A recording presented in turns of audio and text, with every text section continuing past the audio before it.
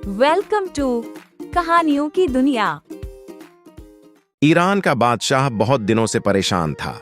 यूं तो हर तरफ खुशहाली का दौर था, मगर बादशाह की परेशानी की वजह इसकी इकलौती बेटी थी। अरे, बाप की तरह बादशाह भी अपनी बेटी की शादी करके अपने फर्ज से दोष होना चाहता था, लेकिन शहजादी ने भी अजीब ऐलान कर रखा था कि जो शख्स शहजादी के 3 सवालों के जवाब देगा, शहजादी उससे शादी करेगी।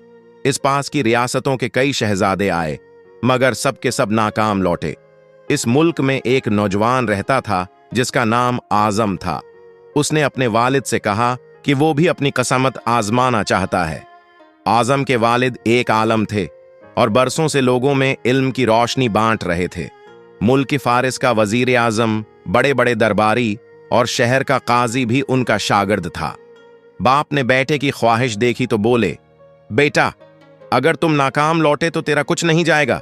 लोग क्या कहेंगे कि एक आलम का बेटा नाकाम हो गया। आजम अपने वालिद से कहने लगा, बाबा, बड़े बड़े शहजादे लौट गए, अगर मैं भी नाकाम हुआ तो क्या हुआ? ये तो मुकाबला है, जो भी जीत ले, और शायद वो खुश नसीब में हो जाऊं। आखिर बाप को बेटे की जद माननी पड़ गई। आजम खुशी खुशी महल की तरफ चल पड़ा। शहर भर में यह खबर जंगल की आग की तरह फैल गई। मुकर्रर वक्त पर महल लोगों से खचाखच भरा हुआ था। बादशाह तख्त पर बैठा था। मलका आलिया भी महल में मौजूद थीं। वजीर, अमीर, दरबारी और अवाम अन्नास सब दरबार में मौजूद थे। आखिर शहजादी ने अपना पहला सवाल कर डाला। उसने शहादत की उंगली फजा में बुलंद की।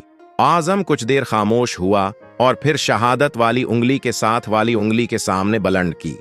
ये देखकर शहजादी मुस्कुरा उठी और मलका आलिया बोली, शाबाश ऐ नौजवान, तुम पहला मरहला कामयाबी से तय कर गए हो।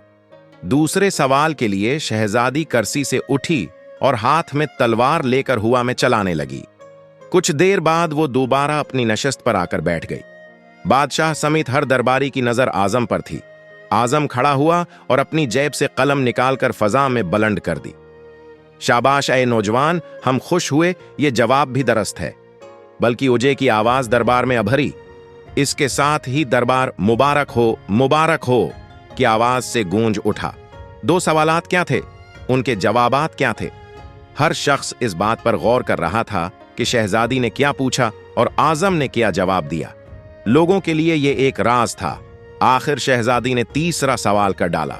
वो तेजी से सीढ़ियां उतरी और तेजी से सीढ़ियां चढ़कर दोबारा अपनी नशस्त पर बैठ गई। ये सवाल बड़ा अजीब व गरीब था। हर तरफ खामोशी थी, लोगों की सांसें रखी हुई थीं। आखिर आजम खड़ा हुआ और अपने दिल पर हाथ रखकर शहजादी की तरफ देखने लगा। मरहबा, मरहबा ऐ नौजवान, मुबारक हो।